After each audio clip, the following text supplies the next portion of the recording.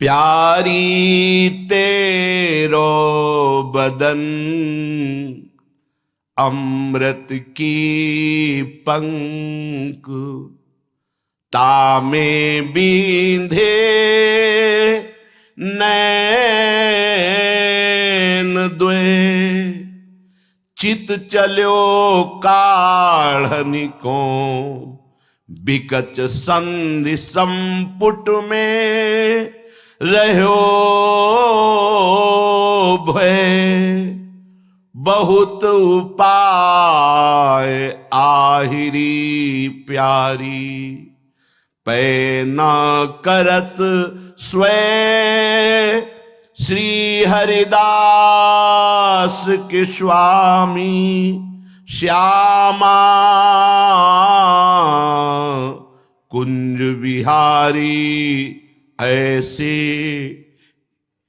ही रहो है। श्री हरिदास के स्वामी श्यामा कुंज बिहारी, ऐसे ही रहो हुए। सखी स्वरूपा स्वामी जी महाराज आशीर्वाद देते हैं, ऐसे ही दोनों एक दूसरे में प्रेमासक्त रहो और हम ये देखते रहें। लाल ललना मिली ह्यू शिरावत मोर, जहां किंचिन मात्र सुख वासना नहीं है वहीं प्रेम का प्रादुर्भाव होता है। जब तक भागवतिक भी सुख वांछा रहती है तब तक शुद्ध प्रेम का प्रकाश नहीं होता। शुद्ध प्रेम, उज्जवल प्रेम, महामाधुर्य रस प्रेम प्रदान करने वाला ये परम धाम श्री वृंदावन है। यदि श्री वृंदावन धाम का आश्रय मिल जाए, वास मिल जाए और कृपा से प्रेमी जनों का संग मिल जाए, ये तो ध्रुव सत्य है कि जब तक प्रेमी जनों का सानिध्य नहीं मिलेगा तो प्रेम प्राप्त होना दुर्लभ वस्तु है। सतमार्ग में भी चलना कठिन है। जैसे जहां बहुत फिसलन होती है वहां हमें एक विशेष साथी की आवश्यकता होती है, जो चढ़ने में, चलने में, उतरने में बहुत प्रवीण है, गिर नहीं सकता। तो चढ़ने में परमार्थ, उतरने में व्यवहार, ना तो व्यवहार में ना परमार्थ में कहीं वो फिसल नहीं सकता। कौन? जिसका साथी कोई प्रेमी महाभागवत है। अर्थात जिसको महाभागवतों का संग मिल गया वो इस प्रेम रंग में रंग जाता है। प्रेम या तत्वबोध दो ही ये महान हैं जो हमें संसार से जीवन मुक्त करके महाआनंद देते। अन्यथा बीच में माया का आक्रमण होता ही रहता है। ये दो स्थान हैं जहां माया की पहुंच नहीं है, एक आत्मबोध और एक भगवत प्रेम। बस शब्द का अंतर है। साधन मार्ग काफी दूर तक दोनों का एक ही चलता है। अंत में वो सब कुछ मैं में लय कर लेता है आत्मबोध, और यहां आप में लय हो जाता है। मैं का विस्मरण और आपकी स्मृति में खो जाना। वहां समस्त बाह्य भगवत स्वरूपों को भी मैं में समाहित कर लेना, आत्म स्वरूप के सिवा कुछ नहीं। ये शुद्ध ज्ञान बहुत जरूरी है, ज्ञान होना। नहीं तो हम कभी कभी उपासना की आड़ में वासनाओं का पोषण करते रहते हैं और बात करते हैं कि हमारे आराध्य देव हमें सब क्षमा कर देंगे। यहां क्षमा अपराध इनकी कोई गणना नहीं, यहां चाहत की बात है। आपकी चाह यदि देह की, विषयों की, भोगों की बनी रही, रंग नहीं आएगा। पक्का लिख ले लीजिए, आप चाहे हृदय में लिख लीजिए या बाहर से लिख लीजिए।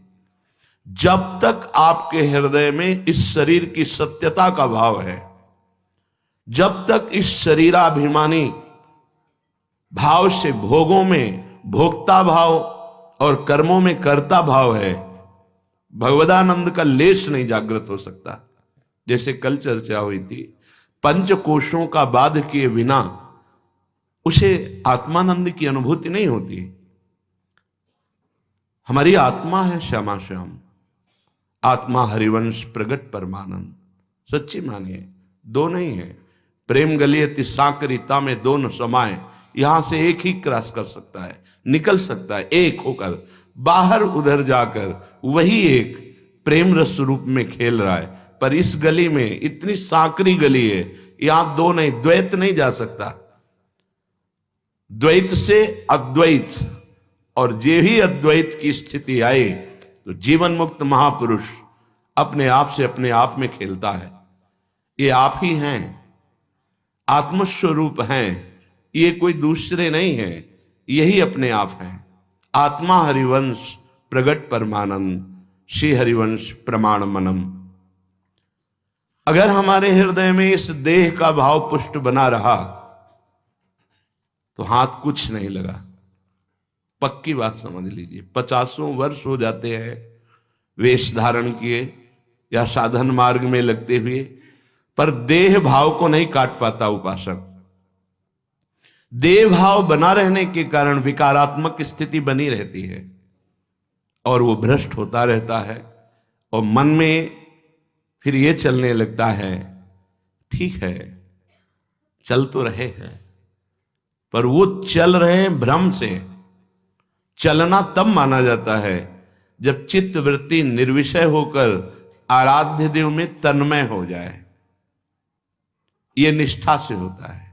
ज्ञान निष्ठ, भक्त निष्ठ, नाम निष्ठ, गुरु निष्ठ, धाम निष्ठ, कोई एक निष्ठा जागृत हो जानी चाहिए। यहां विषय निष्ठा जागृत है, यहां अहम निष्ठा जागृत है, और इसको हटाना पड़ेगा। यदि परम सुख को प्राप्त करना है, परम पद को प्राप्त करना है, देह भाव रूपी इस राक्षसी भाव को मारना होगा। ये बहुत कड़ुआ, बहुत घृणित, महान दुख देने वाला है। सच्ची माने, ये देह भाव सबसे बड़ा दुश्मन है। इसी से सारे विकार, सारे फसाव, सारी योनियों में जन्म लेना, भटकना, ये इसी से चल रहा है।